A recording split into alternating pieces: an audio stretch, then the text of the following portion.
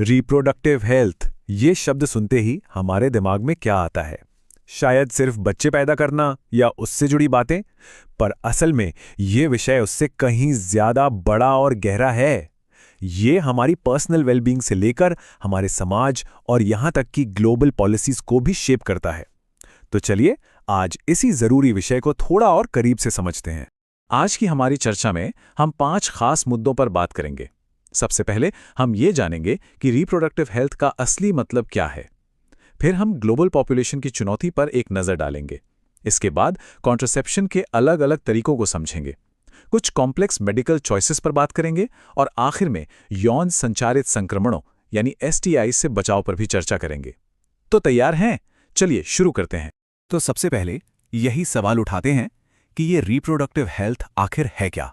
चलिए इसके आम मतलब से थोड़ा आगे बढ़कर इसकी गहराई को समझते हैं। जब कोई कहता है रिप्रोडक्टिव हेल्थ, तो क्या इसका मतलब सिर्फ रिप्रोडक्टिव ऑर्गन्स का स्वस्थ होना है? क्या ये सिर्फ बायोलॉजी की बात है या फिर इसका दायरा इससे कहीं ज्यादा बड़ा है? देखिए, वर्ल्ड हेल्थ ऑर्गेनाइजेशन यानी WHO इसकी एक बहुत ही कॉम्प्रिहेंसिव डेफिनेशन देता है। उनके मुताबिक रिप्रोडक्टिव हेल्थ का मतलब है रिप्रोडक्शन से जुड़े सभी पहलुओं में टोटल वेलबींग। और इन पहलुओं में सिर्फ फिजिकल हेल्थ नहीं बल्कि इमोशनल, बिहेवियरल और सोशल वेलबींग भी शामिल है। मतलब बात सिर्फ बीमारी ना होने की नहीं बल्कि एक मुकम्मल, एक होलिस्टिक वेलनेस की है। ठीक है, डेफिनेशन तो समझ आ गई, लेकिन सवाल यह है कि रिप्रोडक्टिव हेल्थ इतनी बड़ी ग्लोबल कॉन्वर्सेशन बनी कैसे? इसके लिए हमें थोड़ा सा इतिहास में झांकना होगा। जरा इस चार्ट पर नजर डालिए। ये जो आंकड़े हम देख रहे हैं ये कमाल के हैं और एक तरह से चिंताजनक भी। साल 1900 में दुनिया की आबादी थी करीब 2 अरब और 2011 तक ये आंकड़ा 7.2 अरब को पार कर गया। मतलब सिर्फ 100 साल से कुछ ज्यादा वक्त में आबादी 3 गुना से भी ज्यादा बढ़ गई। इसी को पॉपुलेशन एक्सप्लोजन कहते हैं। अब जाहिर सी बात है, जब आबादी इतनी तेजी से बढ़ेगी तो इसका सीधा असर हमारी बेसिक जरूरतों पर पड़ेगा ही। खाना, घर, कपड़े, हर चीज पर दबाव बढ़ता है और यहीं से ये एक बहुत बड़ी चुनौती बन गई जिसका हल ढूंढना बहुत जरूरी था। तो इस बढ़ती आबादी की चुनौती से निपटने के लिए सॉल्यूशंस पर बात होने लगी और एक बड़ा सॉल्यूशन सामने आया, कॉन्ट्रासेप्शन यानी गर्भनिरोध के रूप में। अब ये कोई एक चीज नहीं है, इसे एक टूलकिट की तरह समझना चाहिए जिसमें अलग अलग लोगों के लिए अलग अलग जरूरतों के हिसाब से कई ऑप्शंस मौजूद हैं। तो इस टूलकिट में सबसे पहले बात करते हैं बैरियर मेथड्स की। जैसा कि नाम से ही पता चल रहा है, इनका काम है एक बैरियर यानी एक रुकावट पैदा करना।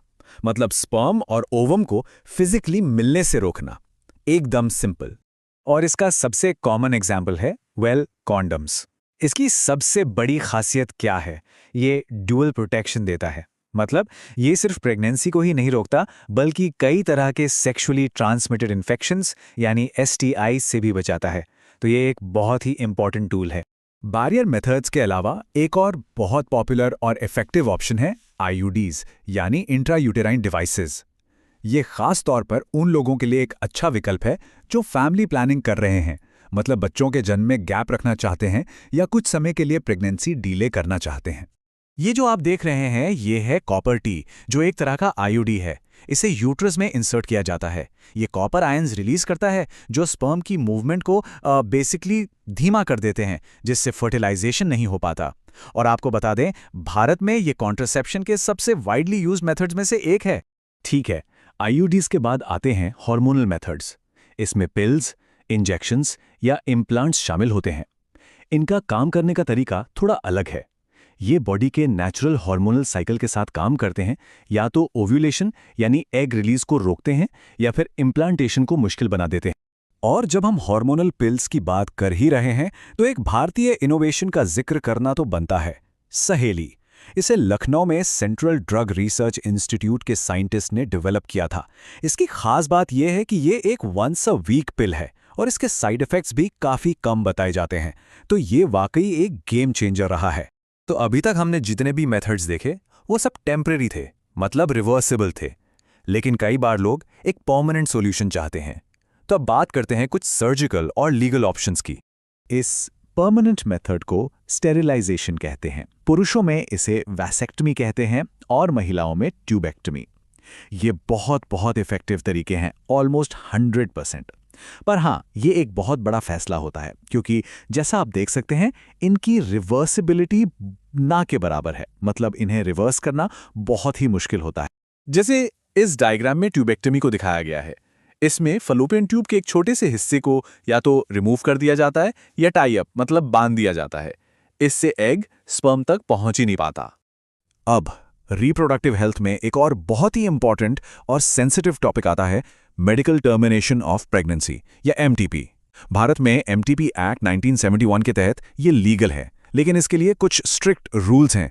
जैसे 12 हफ्तों तक की प्रेगनेंसी टर्मिनेट करने के लिए एक रजिस्टर्ड डॉक्टर की राय जरूरी है और 12 से 24 हफ्तों के लिए 2 डॉक्टर्स की राय की जरूरत होती है। ये कानून इसलिए हैं ताकि इस प्रोसीजर का मिसयूज ना हो और ये सेफ तरीके से किया जाए। चलिए अब अपने आखिरी सेक्शन पर आते हैं। देखिए, रिप्रोडक्टिव हेल्थ का मतलब सिर्फ प्रेगनेंसी प्लानिंग नहीं है। इसका एक और बहुत जरूरी हिस्सा है STIs यानी यौन संचारित संक्रमणों से बचाव। STI यानी सेक्सुअली ट्रांसमिटेड इन्फेक्शंस। ये कई तरह के होते हैं, जैसे गोनोरिया, सिफिलिस, और इनमें कुछ बहुत सीरियस भी हैं, जैसे हेपेटाइटिस बी और HIV, जिससे एड्स होता है। तो रिप्रोडक्टिव हेल्थ का एक बड़ा हिस्सा ये भी है कि सेफ सेक्सुअल प्रैक्टिसेस को समझा जाए और अपनाया जाए। After all, prevention is always better than cure. तो आज हमने देखा कि रिप्रोडक्टिव हेल्थ कितना कॉम्प्लेक्स और मल्टी लेयर्ड सब्जेक्ट है। ये एक पर्सनल चॉइस है, एक पर्सनल राइट है, लेकिन इसकी सर्विसेज तक सबकी पहुंच होना, ये एक यूनिवर्सल नीड है। सवाल ये है कि हम एक ऐसा समाज कैसे बनाएं जहां हर किसी के पास सही जानकारी हो, सही साधन हो, ताकि वो अपने लिए इन्फॉर्म्ड डिसीजंस ले सकें। ये एक बड़ा सवाल है जिस पर हम सबको सोचने की जरूरत है।